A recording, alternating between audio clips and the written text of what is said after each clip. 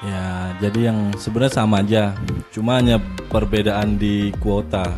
Karena memang di 2025 nanti, ini dari Dijen Imigrasi dia akan memperlakukan semua paspor elektronik. Jadi kedepannya itu tidak ada paspor biasa lagi, hanya ada satu paspor, paspor elektronik. Namun untuk sekarang karena masih bertahap dan untuk menghabiskan blanko paspor biasa yang sudah ada, jadi kita tetap membuka paspor biasa namun dengan kuota yang terbatas. Sekarang lebih banyak paspor elektronik daripada paspor biasa. Untuk MPP Denpasar sama Badung semua elektronik, itu dibuka kuota perharinya 20 khusus untuk paspor elektronik.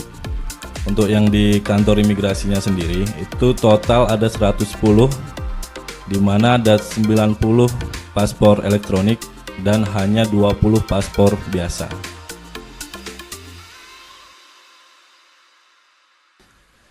Jadi persyaratan paspor itu sebenarnya simple.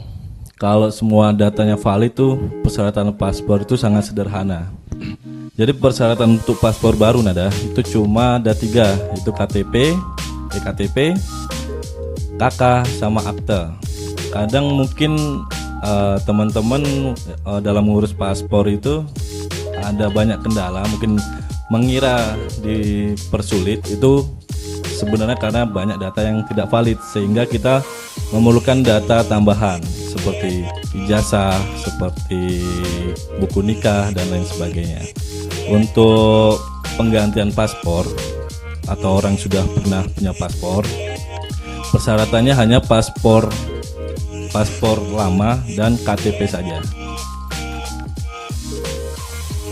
Kalau itu kita ada layanan percepatan, dan layanan percepatan itu beda dengan layanan prioritas.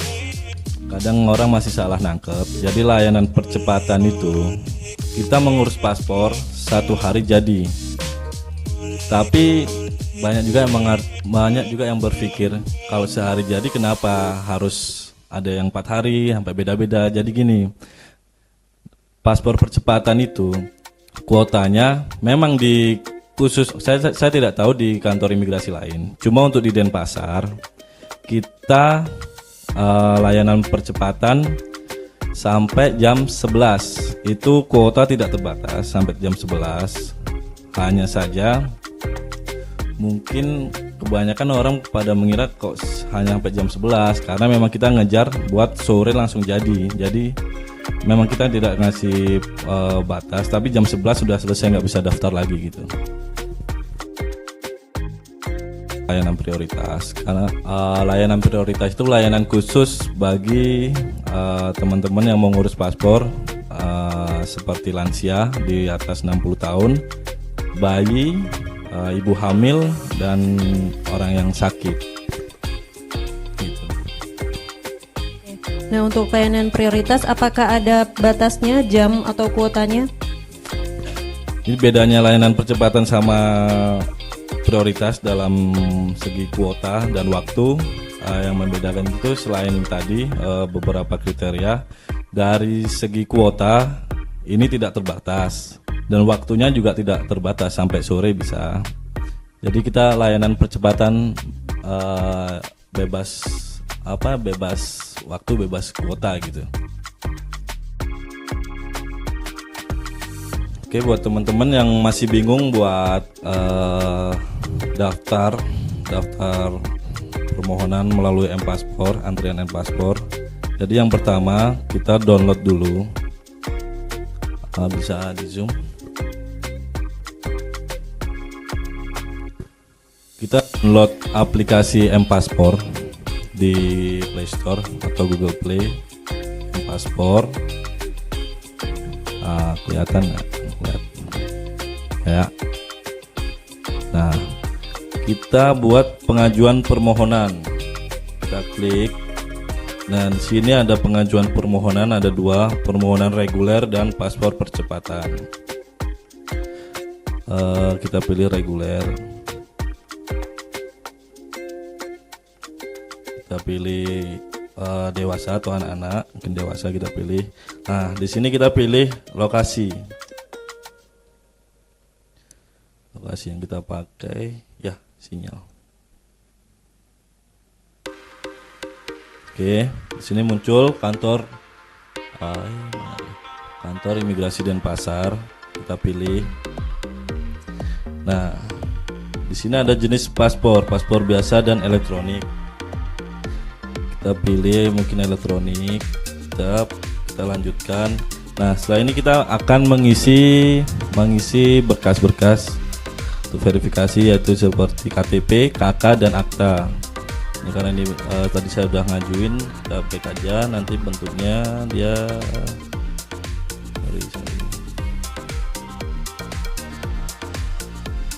nanti dia seperti ini. Kita tinggal lanjutkan aja. Nah, kita tinggal pilih tanggal. Ya, kita pilih tanggal. Nah, ini ada keterangannya. Untuk yang hijau ini kuota masih tersedia. Kalau kuota penuh bentuknya pink, warnanya pink. Kalau belum dibuka masih putih polos. Kalau sudah dipilih dia akan oranye. Karena ini masih kosong, belum dibuka. Oh, udah dibuka, sorry. Yang November. Oh ya, nih buat teman-teman udah dibuka ya, bisa langsung didaftarin aja. Kita pilih, contoh ini tanggal 1 November, saya pilih, saya klik. Setelah kita pilih, nah kita pilih jam kedatangan. Di sini terbagi 4, jam 8 sampai jam 9, jam 9 sampai jam 10, jam 10 sampai 11, sampai jam 14, maaf. Kita pilih paling pagi. Udah, tinggal kita lanjutkan ya. Nanti kalau berhasil kayak seperti ini, pengajuan permohonan sukses. Kayak kemarin saya nemuin kejadian waktu minggu lalu lah, ada yang mengeluh terkait layanan prioritas. Jadi yang dikeluhkan ini terkait pengambilan nomor antrian untuk layanan prioritas. Jadi yang namanya layanan prioritas itu, yang kita prioritaskan itu waktu pelayanan. Jadi waktu pengambilan nomor antrian itu tetap sama, kita tetap antri di situ untuk ambil nomor antrian. Baru waktu pelayanan itu dibedakan dan pengambilan nomornya itu kita antrinya sama, tapi dikasih nomor yang khusus untuk layanan prioritas. Kemarin baru minggu kemarin ada yang bilang karena layanan prioritas tapi kok nggak diprioritaskan. Jadi mungkin salah nangkepnya di situ. Ketika udah dapat nomor antrian layanan prioritas, waktu di dalam waktu foto itu pasti udah diprioritaskan karena itu dengan nomor antrian yang berbeda. Jadi mungkin kalau karena layanan prioritas ini pasti yang bersangkutan tidak akan datang sendirian, Jadi mungkin seumpama ibu hamil, boleh ibu hamilnya kita masuk dulu, kita duduk dulu, baru mungkin yang mengantar bisa antri untuk ngambil nomor antrian. Antrinya tetap antri, tapi kan bukan ibu hamilnya yang antri gitu. Nah, kemarin kita sempat ada kasus itu, ada kita kasih penjelasan. Ya mungkin nanti buat teman-teman semua yang mau layanan prioritas itu, mungkin ya ini bisa jadi pembelajaran. Jadi yang kita prioritaskan tuh yang pelayanannya, antriannya tetap. Tapi di antrian itu kita bedakan untuk nomor antriannya gitu Nadia. Oke. Jadi untuk pemohon prioritas itu sudah pasti akan diprioritaskan begitu kan Pak? Karena betul. Loketnya pun juga berbeda dengan loket antrian reguler. Betul. Karena memang di nomor antrian itu kan ada ABC. Kalau teman-teman yang udah pernah bikin paspor itu kan kita ada loket ABC itu. Nah, di loket C itu khusus untuk layanan percepatan dan layanan prioritas, dan itu pun dibedakan nomornya gitu. Jadi pemanggilannya pun berbeda dengan pemohon yang lain gitu. Oke.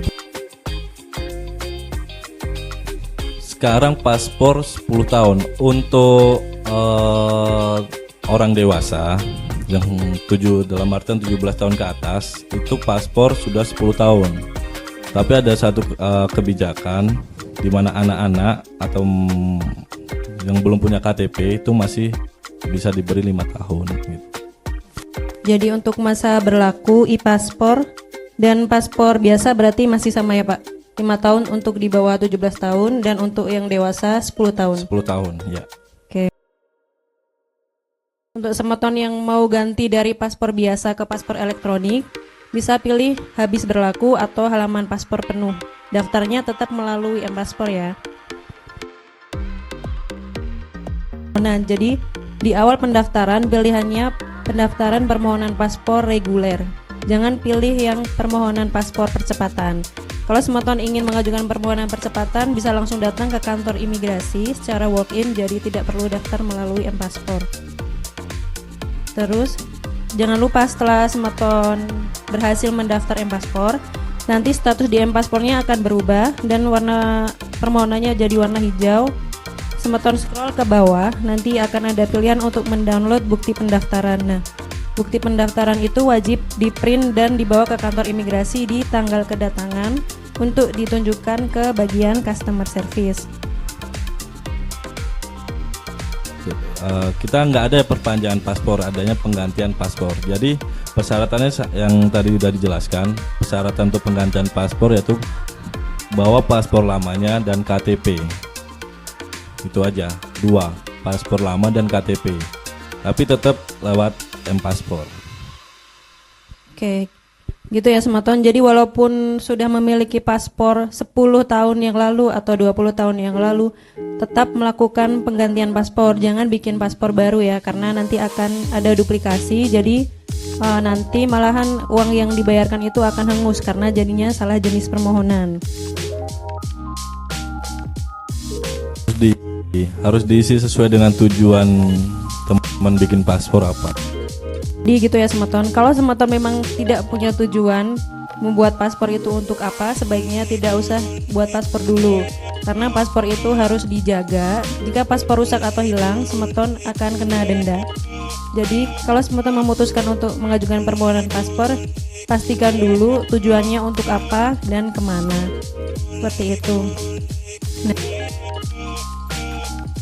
perbedaan paspor biasa dan elektronik itu sebenarnya kalau di paspor elektronik itu dia memiliki chip untuk menyimpan data identitas biometrik kita tersimpan di dalam paspor tersebut. Kalau ke paspor biasa itu belum ada chip seperti itu. Untuk perbedaannya secara kegunaan, ketika kita memiliki paspor elektronik, kita bisa memanfaatkan fasilitas AutoGate di bandara yang sudah tersedia AutoGate, kita bisa memakai itu. Dan untuk khusus paspor elektronik untuk wisata ke luar negeri, beberapa negara itu sudah memberikan bebas visa. Contohnya seperti di Jepang ada visa waiver, kita bebas 15 hari kalau nggak salah untuk masuk berlibur ke Jepang. Bedanya itu aja, sama harga beda. Penggantian paspor untuk anak-anak, sebenarnya kalau penggantian itu kan sebenarnya sama, karena ini masih anak-anak. Jadi kita mintakan identitas dari orang tua. Jadi paspor lama anak tersebut dilengkapi dengan KTP kedua orang tua. Nah, untuk kedua orang tua apakah harus datang keduanya atau bagaimana? Boleh salah satu, boleh diwakilkan? Harus datang karena sebagai bukti juga kalau memang anak ini merupakan anak dari orang tuanya itu. Untuk paspor biasa itu 350, paspor elektronik itu 650. Untuk biaya beban paspor rusak itu 500, biaya beban paspor hilang itu 1 juta. Ya. Jadi untuk paspor hilang atau rusak itu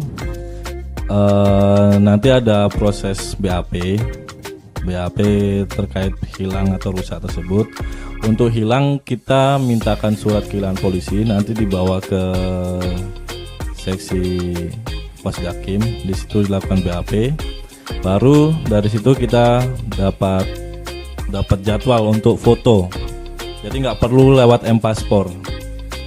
Untuk hilang atau rusak nggak perlu lewat M-Paspor. Langsung datang aja, bilang saja nanti saya mau ngurus paspor hilang atau rusak. Nanti akan diarahkan ke seksi yang menangani hal tersebut. Oh, jadi setiap kita penggantian paspor lama itu selalu dikembalikan. Jadi nggak usah khawatir kalau di paspor lama masih ada visa, contoh visa Kanada ini, karena paspor lama itu bakal dikembalikan. Hanya saja udah kita cabut, sudah kita gunting dan ada cap terkait pembatalan. Jadi udah nggak berlaku. Tapi visa yang di dalamnya itu tidak ikut hangus. Jadi nanti dibawa aja nanti kadang juga ada itu ditempelin tuh jadi satu sama paspor yang baru. Perlu itu sebenarnya sebuah syarat pendukung saja. Ketika dia mau umroh, kadang yang saya sampaikan tadi ada beberapa syarat pendukung, seperti yang contohnya ini mau umroh, kita mintakan surat rekomendasi dari travelnya. Banyak yang tanya kenapa sih masih disuruh membawa fotokopi A4 padahal sudah diupload. Nah, kebanyakan itu yang Semeton upload juga biasanya buram atau gambarnya nggak jelas. Kemudian ada yang di kolom upload kartu keluarga. Nah, ini orang-orang ini malah ngupload foto keluarga seperti itu. Jadi gunanya Semeton membawa fotokopi berkas itu biar bisa dibantu upload ulang oleh petugas. Karena kan nggak mungkin kalau berkas aslinya kita ambil seperti itu Semeton. Ya, jadi untuk visa Semeton bisa tanyakan langsung ke perwakilan negara tersebut ya. Jadi visa itu bukan kewenangan imigrasi, adalah kewenangan negara tujuan. Jadi tanya aja ke konsulat atau ke kedubes yang bersangkutan. Maksimal pengambilan paspor itu 30 hari. Usahakan sebelum 30 hari itulah, nanti berkasnya udah ketemu, susah dicari tuh kan. Jadi sebelum 30 hari itu masih bisa diambil. Namun setelah lewat dari itu paspor akan dibatalkan. Jika memang berhalangan, bisa diwakilkan untuk pengambilan paspor tapi oleh keluarga, dan harus bawa beberapa dokumen seperti KK, KTP yang menyatakan bahwa yang mengambil itu adalah keluarganya.